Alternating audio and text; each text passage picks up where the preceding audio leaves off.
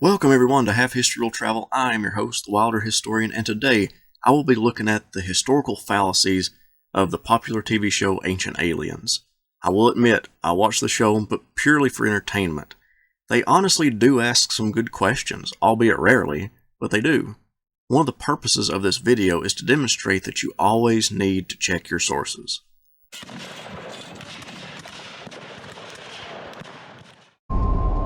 According to Smith, Moroni appeared to him numerous times over the course of his life.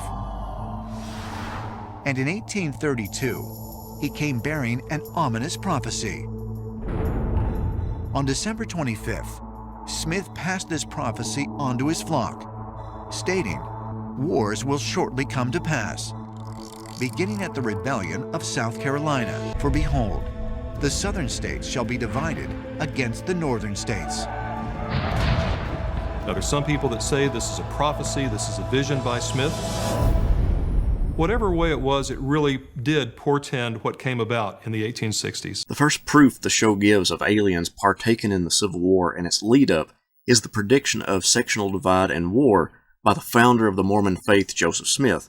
They even emphasized that an out-of-this-world being told Joseph Smith that the war would start with South Carolina.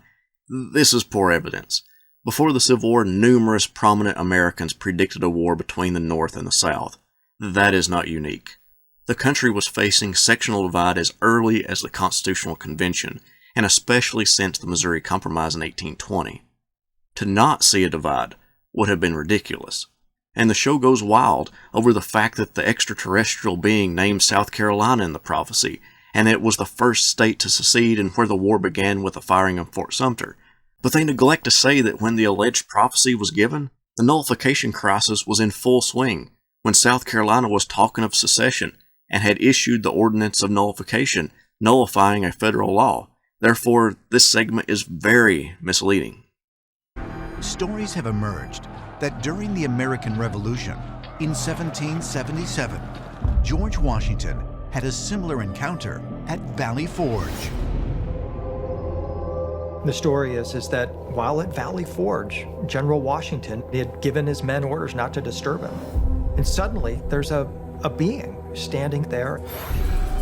And this being is described as being extremely luminous.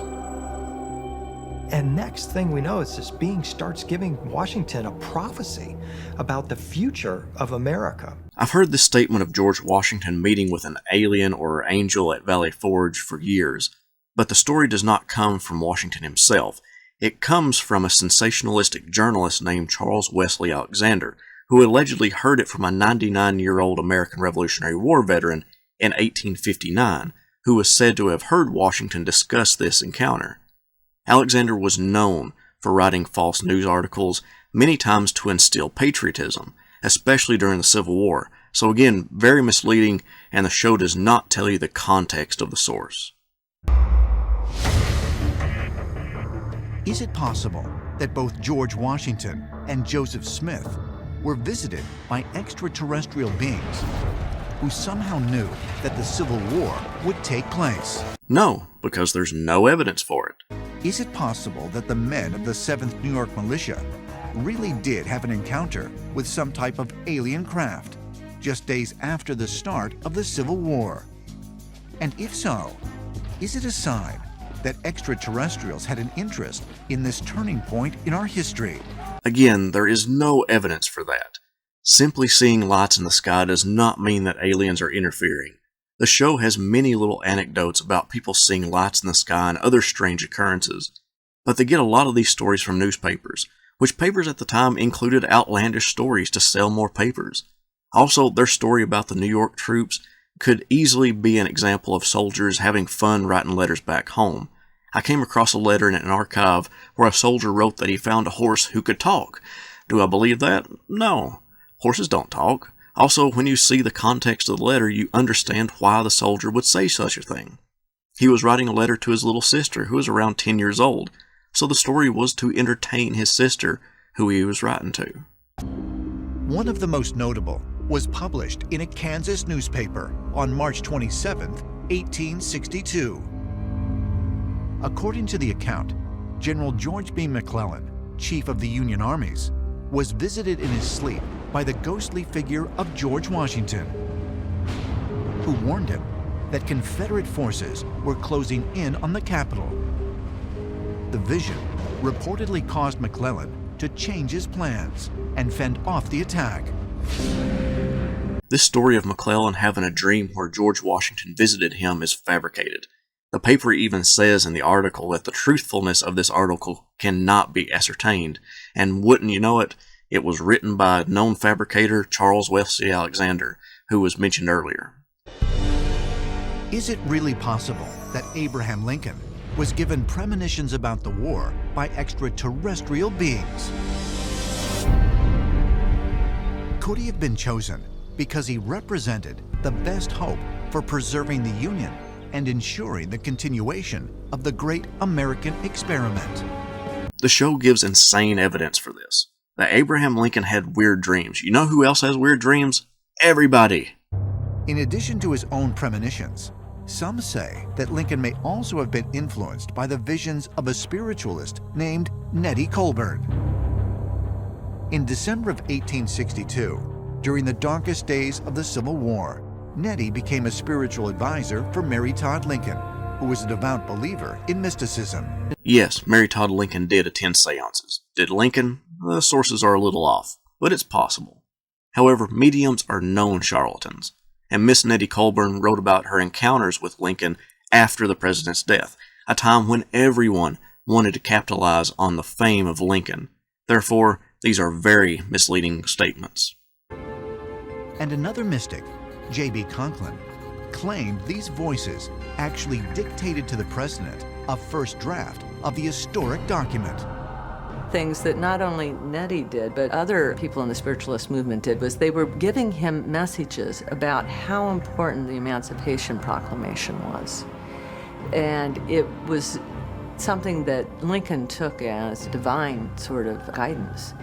And so it appears to have played a role in his decision-making. This is completely ridiculous. The creation of the Emancipation Proclamation is extremely well documented, and he was not talking to a charlatan in order to create it. Chamberlain rushes his troops towards the Little Round Top. He comes to a crossroads, and he said there was an eerie figure in a tri-corner hat pointing the way to the Little Round Top, the right road to take. And he said it looked like George Washington. George Washington? Could this ghostly vision have been merely an illusion? The story of George Washington's ghost leading the 20th Maine to Little Round Top is suspect, both on the show and the story relayed by Joshua Chamberlain. First, the show clearly stated that the 20th Maine were led to Little Round Top by a ghostly figure, but in the account by Chamberlain, he said it appeared on the way to Gettysburg. Second, Chamberlain has been suspected of fabricating some stories. His bayonet charge at Little Round Top has been contested by men in his own regiment, who described the fight on Little Round Top differently. So the whole story is suspect. So you have to ask yourself, did extraterrestrials in some way influence this battle by disguising themselves as a familiar figure like George Washington? No, we don't have to ask ourselves that question. If these so-called aliens are so powerful, then why didn't they stop the war from happening? But no, they instead decided to allegedly send dreams to the president and appear as a ghost to one regiment. That's your evidence? Did Abraham Lincoln and the Union leaders erect the Statue of Freedom as a tribute to star beings that they believed might be watching over the country? Another ridiculous statement. The Statue of Freedom on top of the Capitol building was commissioned in 1855, 6 years before Lincoln took office, and was installed in 1863. This is not a secret message to extraterrestrials from him. Thank you all so much for watching. If you would like to see more videos like this one, let me know in the comments below. My Twitter, Facebook, Patreon, and Teespring pages are all in the description below. Thank you all and have a great day.